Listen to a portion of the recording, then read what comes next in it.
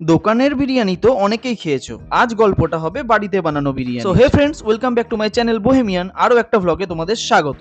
তো বিরিয়ানি দেখেই বুঝতে পেরেছো যে আজকের ভ্লগটা হতে চলেছে ফুড ব্লগ, তাও আবার আমার বাড়িতে সেটা বানানো বিরিয়ানির। বিরিয়ানি মানেই কিন্তু বাঙালির ইমোশন, আর বিরিয়ানি মানে একটা লোভনীয় ব্যাপার, কি বলো তোমরা? উফ, এরকম একটা লেগ পিস যখন খাবারের প্লেটে পড়ে না, তখন খিদেটা যেন দ্বিগুণ বেড়ে যায়। ওয়াও ওয়াও, কি লাগছে! তো চলো আজ নিজের বাড়ির খাবার নিজেই রিভিউ করব। বিরিয়ানির সঙ্গে রায়তা না হলে ঠিক জমে না, তাই কচি করে একটু রায়তা বানিয়ে নিয়েছিলাম। দেখতে কিন্তু বেশ অ্যাট্রাকটিভ লাগছে। যদি ভালো হয় তাহলে একটা বিরিয়ানির আউটলেট খুলবো ভাবছি। সর্বনাশ হইছে। বলতে হয় সেটা হচ্ছে এটা